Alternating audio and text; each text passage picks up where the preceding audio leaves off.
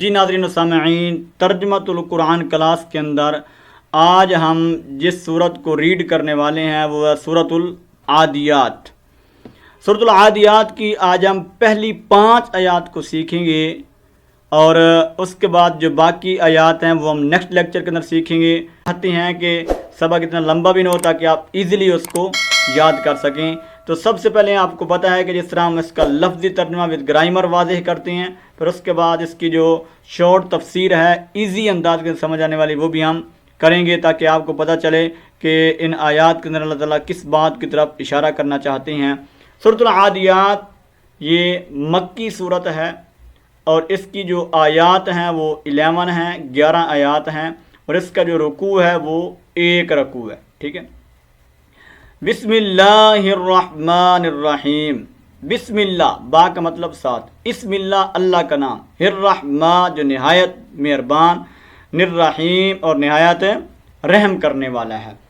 ٹھیک ہے، بسم اللہ اللہ کے نام کے ساتھ، الرحمن جو نہایت مہربان، الرحیم نہایت رحم کرنے والا ہے۔ تو یہ تو تھا اس کا لفظی ترجمہ، اور اب میں بامحاورہ ترجمہ کرتا ہوں۔ یہ لفظ اللہ موصوف ہے اور آگے اس کی صفات ہیں، تو پہلے صفات کا ترجمہ ہوگا، بعد میں موصوف کا۔ الرحمن نہایت مہربان اور رحم کرنے والے اللہ کے نام کے ساتھ میں شروع کرتا ہوں۔ اب شروع کرتا ہوں یا کرتی ہوں، وہ کہاں سے ہم ترجمہ لے رہے ہیں؟ وہ جو ہے نا یہاں پر فعل محذوف ہے، اشرعو۔ جو بھی آپ اردو کا صیغہ بولیں گے وہی اسی کا جو عربی ٹرانسلیشن کے اندر فعل ہوگا وہ ہم یہاں پر نکالیں گے اور اس کا ہم ترجمہ کریں گے۔ جو میں کرتا ہوں، میں شروع کرتا ہوں، مطلب ہے یہاں پر فعل محذوف ہے اشرعو واحد متکلم کا۔ ٹھیک ہے، تو یہ ہے اس کا بامحاورہ ترجمہ۔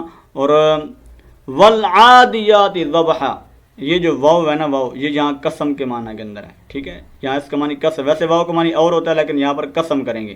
والعادیات ضبحا، والعادیات اور قسم ہے دوڑنے والے گھوڑوں کی، والعادیاتی ضبحا، والعادیاتی اور قسم ہے ضبحن دوڑنے والے گھوڑوں کی۔ اب اس کے پہلی 3-4 آیات کے اندر اللہ تعالیٰ نے صرف گھوڑوں کا تذکرہ کیا ہے اور ان کی صفات کو ذکر کیا ہے۔ ٹھیک ہے، تو میں صرف پہلے لفظی ترجمہ کرتا ہوں، بعد میں آپ کو بتاؤں گا تفسیر کے اندر کہ ان گھوڑوں کا ذکر کرنے سے اللہ تعالیٰ کیا مراد لے رہے ہیں اور کس چیز کو سمجھانا چاہتے ہیں۔ فالموریات قدحا، اور فالموریاتی پس چنگاریاں اڑانے والے، قدحن جھاڑ کر، قدحن کا مطلب کیا ہے؟ جھاڑ کر، یعنی پھر پاؤں مار کر آگ جھاڑنے والے گھوڑوں کی قسم۔ ٹھیک ہے، اس کا ایزی ترجمہ یہی ہے، پھر پاؤں مار کر آگ جھاڑنے والے گھوڑوں کی قسم۔ فالمغیراتی حملہ کرنے والے، صبحن صبح کے وقت حملہ کرنے والے گھوڑوں کی قسم۔ فالمغیرات حملہ کرنے والے، صبحن صبح کے وقت۔ فَأَثَرْنَ بِهِ نَقْعًا، فَأَثَرْنَ پھر اڑائیں اس سے، فَأَثَرْنَ پھر اڑائیں، ماضی کا صیغہ ہے، فَأَثَرْنَ پھر اڑائیں، بِهِ اس سے، کن سے؟ پاؤں سے، نقعن گرد و غبار کو۔ ٹھیک ہے، پھر وہ قسم ہے ان گھوڑوں کی جو اپنے پاؤں سے گرد و غبار کو اڑاتے ہیں۔ فَأَثَرْنَ پھر وہ اڑاتے ہیں، بِهِ یا اڑائیں، اس سے، کس سے؟ پاؤں کی طرف اشارہ ہے، نقعن گرد و غبار، پھر وہ اڑائیں اس کے ساتھ اپنے گرد و غبار، پاؤں کے ساتھ گرد و غبار اڑانے والے گھوڑوں کی قسم۔ یہ اس کا بامحاورہ ترجمہ ہے۔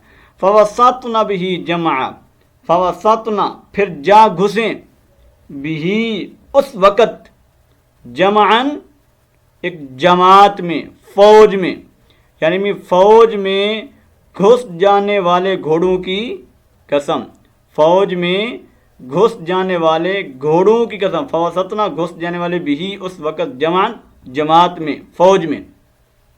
تو یہ 4 آیات ہیں جن کے اندر اللہ تعالیٰ نے گھوڑوں کی قسمیں اٹھائی ہیں، اور ان گھوڑوں کی قسمیں اٹھا کر آگے آ رہا ہے جواب قسم۔ وہ جواب قسم انشاءاللہ ہم کل کے سبق کے اندر پڑھیں گے۔ تو آج کے سبق کے اندر صرف ان 5 آیات کا ہم نے لفظی ترجمہ یاد کرنا ہے، اور اتنا آپ کو ہمیں پتہ ہونا چاہیے کہ ان 5 آیات کے اندر اللہ تعالیٰ گھوڑوں کی کون سی صفات کو بیان کرنا چاہتے ہیں، کیا بیان کر رہے ہیں، اور قسم کھا کر اللہ تعالیٰ کس کو سمجھانا چاہتے ہیں، وہ ہمیں جب آگے پڑھیں گے تو پھر ہمیں سمجھ آئے گی کہ اللہ تعالیٰ نے قسم کھا کر سمجھایا کیا ہے۔ تو آج کے سبق کے اندر صرف آپ نے تفسیری پوائنٹ میں آپ کو وضاحت کرتا ہوں، کیا یاد رکھنے ہیں، والعادیات ضبحا، گھوڑوں کی دوڑنے والے گھوڑوں کی قسم۔ تو یہ آپ کو پتہ ہونا چاہیے کہ یہاں کیا مراد ہے۔ بعد نے ذبحن کا مطلب ہانپنے والے بھی کیا ہے، اور ذبحن کا مطلب ہنہنانے والے بھی کیا ہے۔ مراد وہ گھوڑے جو ہانپتے یا ہنہناتے ہوئے جہاد میں تیزی سے دشمن کی طرف دوڑتے۔ اصل میں اس صورت کے اندر جہادی گھوڑے نہیں ہوتے، ان کی طرف جو ہے نا ان کی صفات کو ذکر کیا جا رہا ہے کہ ہنہناتے وقت یا پھر ہانپتے ہوئے جہاد کے اندر جو گھوڑے دوڑ رہے ہوتے ہیں نا ان کی قسم۔ دوسری صفت ان گھوڑوں کی کیا ہے کہ جب وہ پاؤں مار کر، پاؤں کے ساتھ بعض اوقات وہ نیچے ان کے جوتے ہوتے ہیں نا گھوڑوں کے، وہ لوہے کے بنے ہوتے، جب وہ کسی پتھریلی جگہ پر پڑتے ہیں تو اس وقت چنگاریاں نکلتی ہیں۔ اب اس آیت کے اندر اسی صفت کو اللہ تعالیٰ نے ذکر کیا ہے کہ اپنے پاؤں کو مار کر چنگاریاں اڑانے والے گھوڑوں کی قسم، سمجھ آئیے۔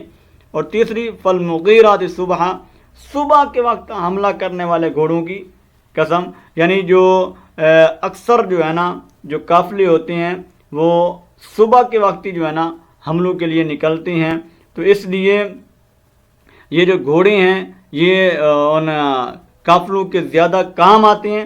تو اس لیے چونکہ عرب کے اندر تو آپ کو پتہ ہے کہ عام طور پر حملہ اسی وقت کیا جاتا تھا، صبح کے وقت، صبح کے وقت ہی عام طور پر جو ہے نا اگر کہیں لشکر روانہ ہوتا، نبی کریم صلی اللہ علیہ وسلم بھی کہیں لشکر روانہ کرتے تو صبح کے وقت ہی کیا کرتے تھے نا۔